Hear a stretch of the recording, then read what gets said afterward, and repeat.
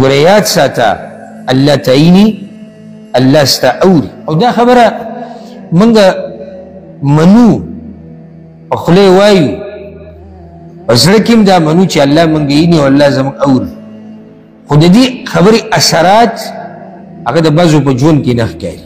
څنګه دې اثرات نه ښکاري؟ یو سړی په هره ګناه باندې ورځي، په هره ګناه باندې، نو د دې خبرې څه اثر راښکاره شو په ده باندې؟ او د تقوا او د دیندارۍ خو هله پته لګي چې صرف الله رب العزت تعیني. بس د خلکو په مخ کې تقوا او پرهیزګاري او دینداري کول دا خالص هم کېدی شي او دا د ریاکاري هم کېدی شي. هر چې ستا او د الله په منځ کې کومه خبره ده دا هغه تقوا ده، خالص تقوا چې دې کې څه شک نشته.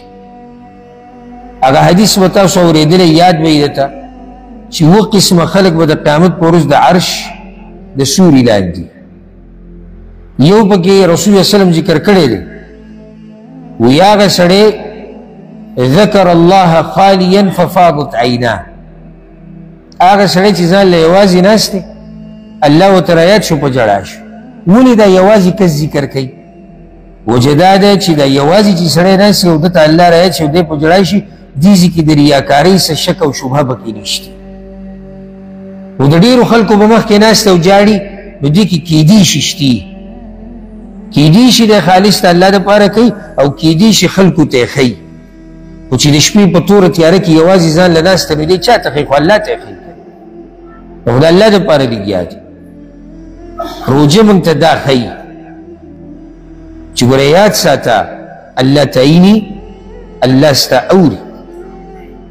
او د منافقت دا صفت به په ځان کې نه راولو چې د خلکو نه حیا کو او د خلکو نه ځان پټو او د الله رب العزت قدر نه کو، د الله رب العزت لحاظ نه کو چې کله موږ یوازې شو. او دا صفت الله د منافقانو ذکر کړی دی په سورة النساء کې. الله وی یستخفون من الناس ولا يستخفون من الله وهو معهم.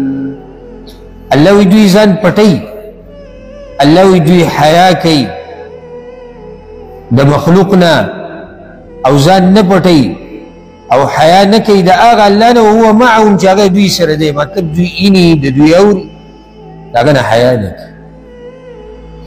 بعض وایي چې که زه دې کمره کې یوازې شوم یو بس خبره ختمه شوه. نه، الله خو دې ایني کوي.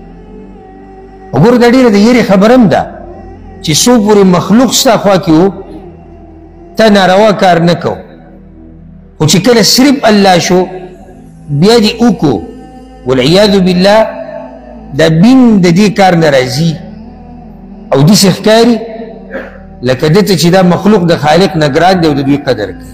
دا به مخکې نه کوي، خو چې کله دی یوازې شي د الله سره بیا یې کوي. روژه موږ ته دا ښیي چې ګوره هر وخت به دا خبر مخې ته ساتي چې الله تعیني الله ستا اوري. یو ګوټ اوبه څه چل دی وي ویسکه که نه، نه چل دا دی چې الله معیني. شونډې به یې وچي، شونډې به یې چودلي، شونډې به یې پاڼې نیولي د څه د لاسه د لوږې او د تندې د لاسه، او ښه ګرمي به د یو ګوټ اوبه نه څکي.